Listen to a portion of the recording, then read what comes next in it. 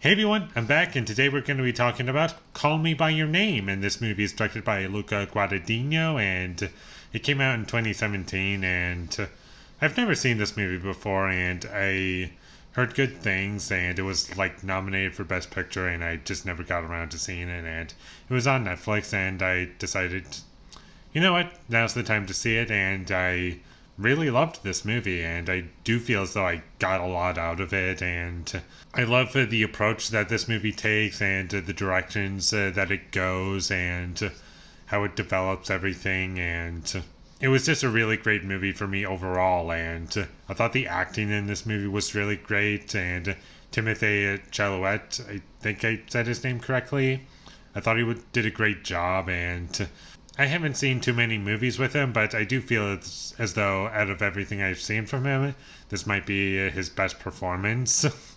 Even if that isn't saying a whole lot because I haven't seen too much with him in it. He did a great job, and everyone else was great in it, and this movie has really great characters, and before I can say anything else, I do need to give a warning that this movie is 2 hours and 10 minutes long, and it feels it. It really, really takes its time, and for some people, this movie is going to be way too slow to be enjoyed, but I would say that I do feel as though it was a bit too long, like 15-20 minutes too long, but I might feel differently if I were to rewatch it, but I just felt as though it could have been shorter, and this movie does develop a lot of things, and even though it is very slow, there is also a lot happening that it's trying to communicate, and it's really held together by its characters, and that's really the core of the film, like its characters and developing them, and the relationship between our two main characters, like developing their romance and having that all fleshed out as much as possible, and making you care about the characters, and making you feel as though like you want to see them together, and you want to see them spend as much time as possible together, like for the rest of the movie, and you want a happy ending. And this movie just goes down in so many routes that are emotional and what I would want out of a film, and it really succeeds. And I think the music in this movie is great, and I believe this was nominated for one of the songs, Mystery of Love by Sufjan Stevens, if I pronounced that correctly.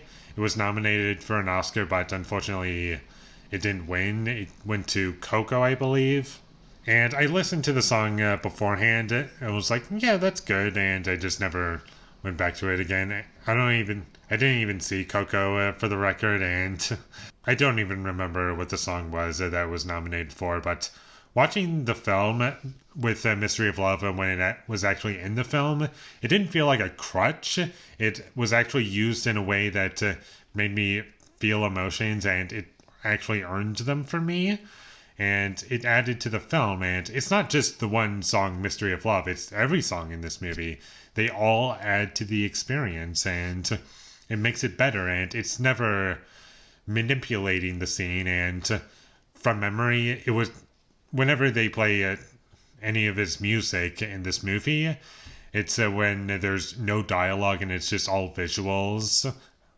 From memory, I could be wrong about that, but that's just what I'm able to remember just off the top of my head, and there just wasn't a lot of dialogue, and I think that was a really great choice, and it really made me feel as though I was able to experience a lot of the emotions, like without the music manipulating the scene, and that's something that I really appreciated. This movie looks great, it's very well shot, and there's lots of shots in this movie that go on for at least a minute, maybe longer, and it feels like it's when it first starts out, it feels like it's probably going to be shot like any other movie, like just shot reverse shot, but in this movie, some of these shots are going on for a while, and it's not until we get at least halfway through the shot where you realize we're still going with just one shot. And it all looks great. It's very impressive and very well put together.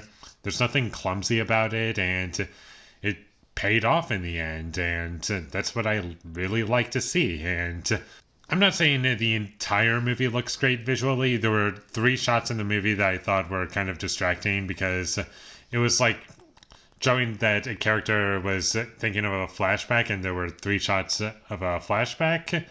When it flashed back, it was 3 different shots, and they put on this like weird color effect thing. I don't know what it's called, what that effect is, but it was very distracting and stupid, and I don't understand why it was in the movie. And you could literally remove those 3 shots from the movie and you would lose nothing. And despite this movie being really slow and it feeling like real time, basically, it never wastes any time in the sense that it never brings up the fact that being gay was like socially unacceptable because this movie takes place in Italy in 1983. And it never beats you over the head or has that one scene where a character or a random somebody finds out about our main character's relationship and it becoming a huge issue. That never happens in this movie. There's no stupid scene like that where it just puts everything to a grinding halt just to have this happen in the movie. Instead, what we have is just what the relationship would look like if everything worked out as planned.